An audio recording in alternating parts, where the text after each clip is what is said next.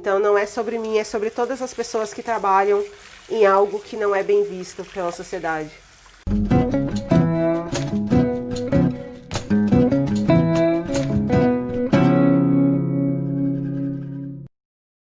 Quando eu comecei a trabalhar, eu sempre trabalhei no telemarketing, porque na minha cabeça era rápido, fácil e tranquilo, muito errado.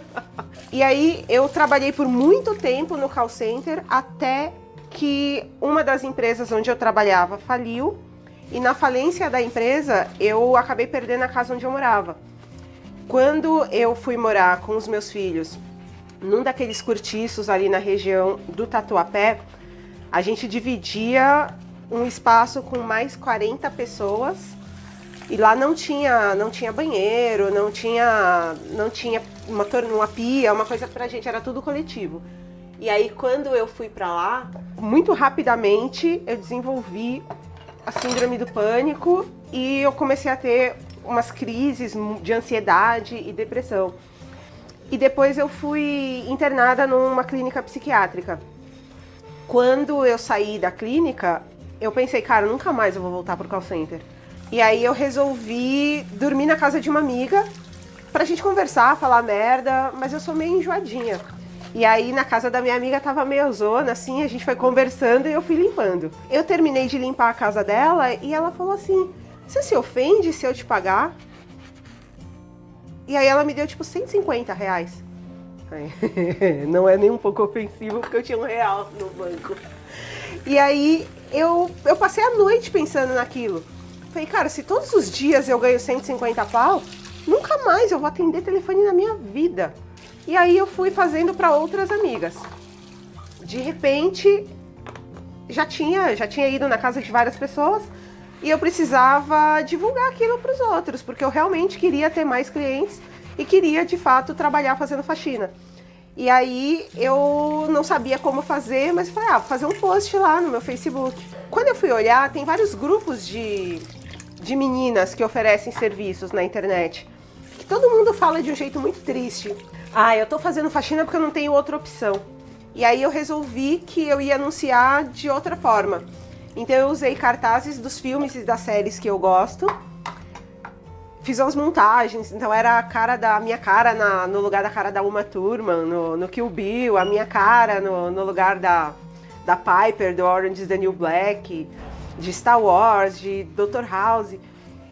E nos textos eu sempre deixava muito claro, assim, de que esse é o meu trabalho, por quê? Porque eu sou boa nisso e porque eu gosto do que eu faço. O post foi extremamente compartilhado.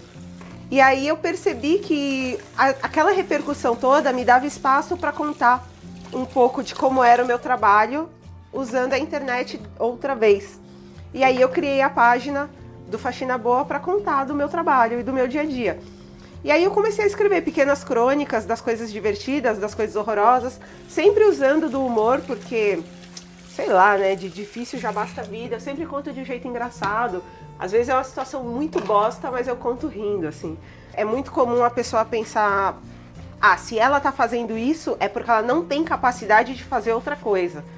Então, eu percebo que as pessoas até se ofendem quando eu demonstro que não, eu faço isso porque eu gosto e que eu tenho um conhecimento sobre várias coisas. As pessoas, elas assumem que você é burra porque você trabalha num serviço doméstico.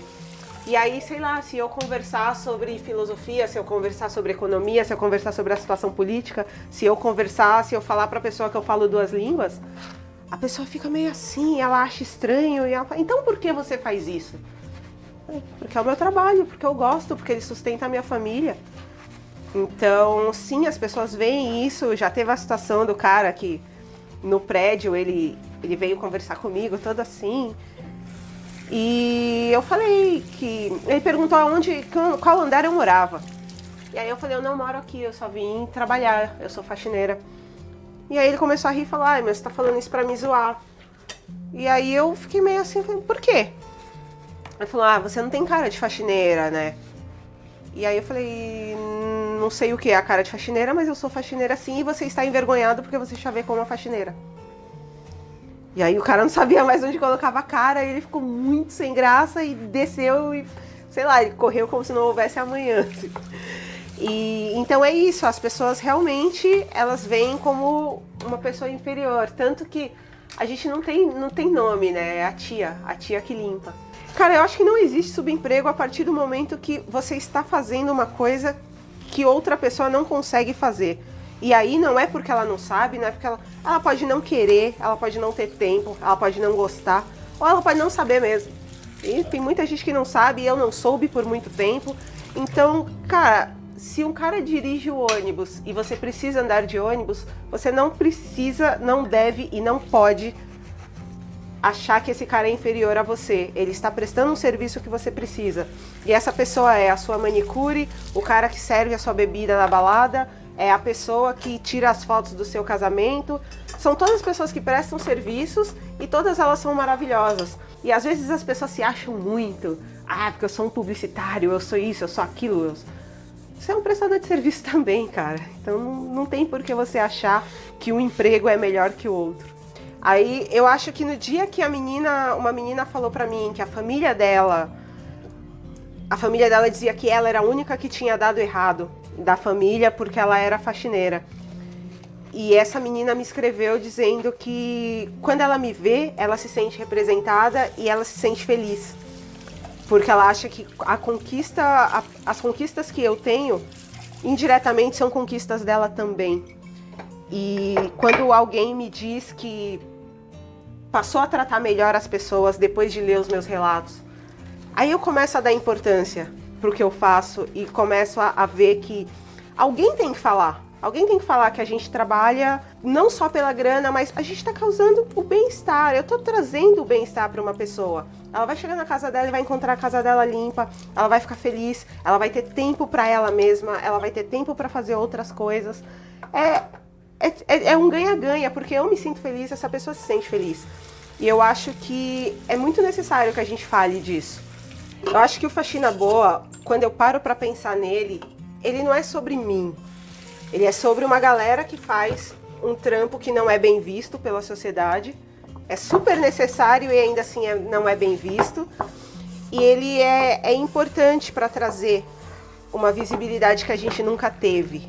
Então não é sobre mim, é sobre todas as pessoas que trabalham em algo que não é bem visto pela sociedade.